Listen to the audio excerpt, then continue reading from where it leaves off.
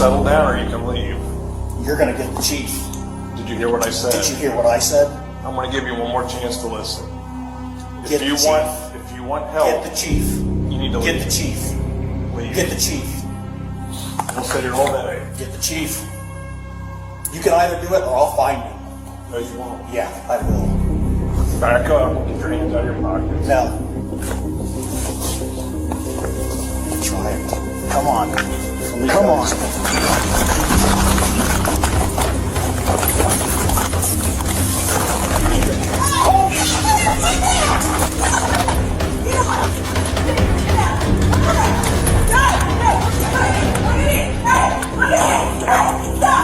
Get back, taser!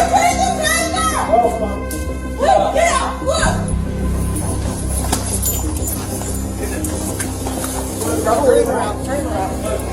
Watch out. You're gonna fly. When you see his hands, you're gonna fly. Grab that hand. Turn around. Back up. One hand. Hold on. Give us. Hold on. I got one hand up. We're gonna roll this way, okay? No, we're gonna roll you this way. Somebody grab his arm from that side. Okay, stop. I will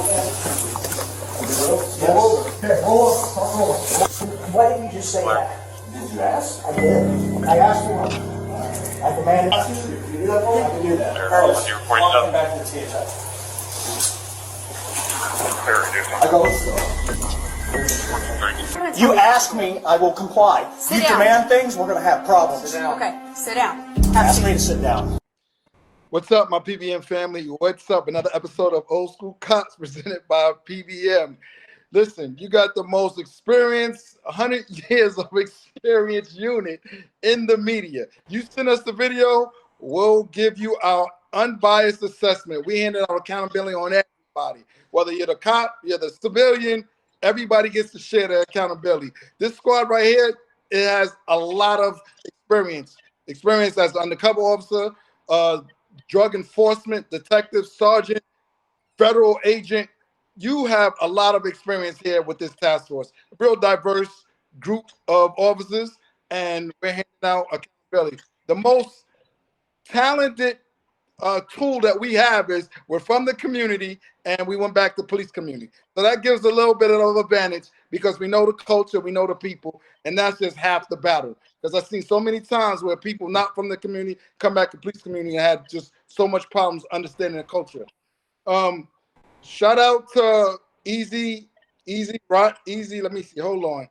Early riser. He's been one of my day ones. He's been there since PBM brand started. I appreciate the support. I appreciate everything you bring to the PBM brand. With this particular video, Tone, go ahead and give your assessment.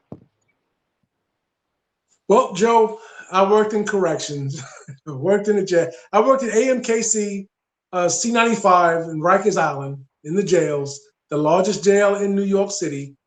Joe, you worked in jail and prison. Right. Why turn up the fuel? Hey, I'm talking to this individual, and he doesn't want to comply. I'm not going to ante up the ante. I'm going to call, yo, Joe, yo, Ted, I need you over here. Right. Or you might have a body alarm.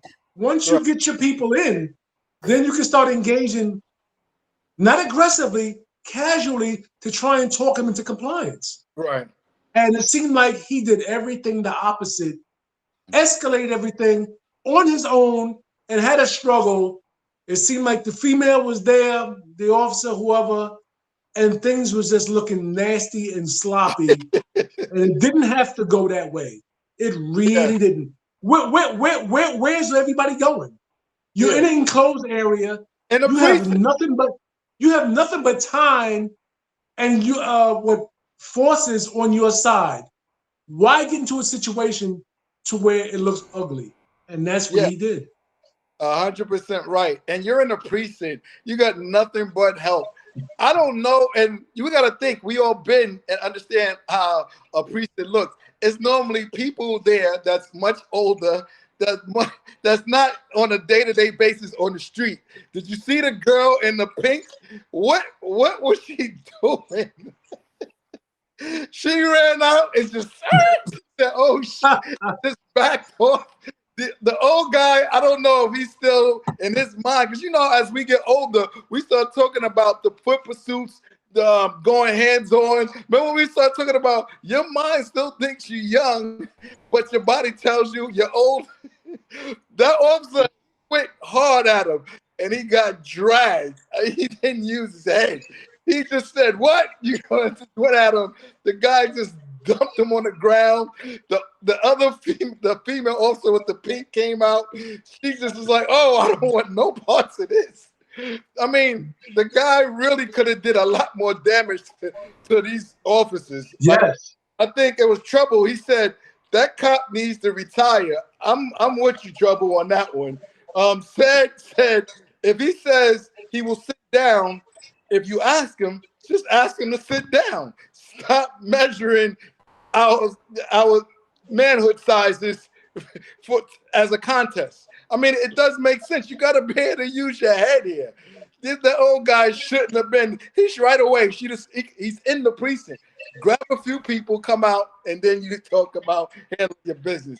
That was just horrible display of police work from everybody on scene, including Miss Pink. Like I'm like, she must have had her vest sitting right there. She's one of them desk officers that don't work the street. Saw it coming, threw the vest on, ran outside, and just ran into a brick wall. Go ahead, OG, close this one out. Well, it looks like they're at a police precinct or a headquarters. Right. And that's number one. The guy's in your house, and you got control. So common sense is that, okay, what did this guy want? Is he a mental health patient? Okay. And my impression is he's pissed off about something, and he wants to talk to the chief. That's what I was hearing. So just kill him with kindness, man. Okay, you don't want to talk to me about your problem. I tell you what, let's find a place for you to sit and wait until we can get the chief into the office to talk to you. If he's not going to cooperate, then you got to get some help out there. Don't approach the man by yourself. I say it again. You ain't patted him down. You don't know when he's got a knife or a gun on him. He's walked into your building. You got control of your building. This is your house. Take control of your house. Be kind. Wait for some more folks to come. Get some backup, man. And then you can start to talk calmly to the man to find out what his problem is.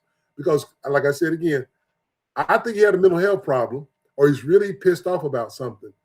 It behooves you to listen to what he has to say. And even better than that, repeat what he says. So he'll know that you understand what he's saying. Yeah. Oh, you want to talk to the chief? Is there something I can relate to the chief before I call him out here? What's the concern? I want to talk directly to the chief. Okay, I tell you what. Have a seat. Let me go get the chief, and I'll be back in a second. Because the place is probably videotaped. You walk back in the back, you get your back up, you come back out, and then if you want to render him defenseless, you can do that. But you got to be reserved, man. You know, escalated into a fight that you can't win by yourself. I'm gonna say that again. You know, I'm 6'5", 270 pounds. Trust me, I can handle myself. But I don't know how big this guy was. But oh boy, he handled him, and he grabbed his shirt. I don't know about y'all, but I wasn't trained to grab no shirt. I'm gonna leave it alone, though. I'm gonna leave it alone. Yeah, you heard it from the squad. He gets an L2. Please, we talk about these videos. Some of them is kind of, it can get comical at times, but at the end of the day, man, the message is make it home safe. It also has the home court advantage on the side of the road. When you have an encounter with them, just please make it home safe. You in your car, they tell you to get out. Please get out your car.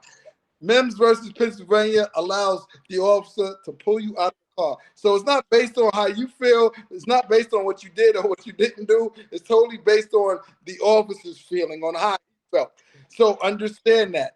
They will pull you out of the car, especially if you come a wise ass. They use it as retaliatory, hoping that you buck, hoping that you resist, because they got the Supreme Court case behind their backs. So please don't give them that. Just get out the car. Please be safe, and I'll see you next video.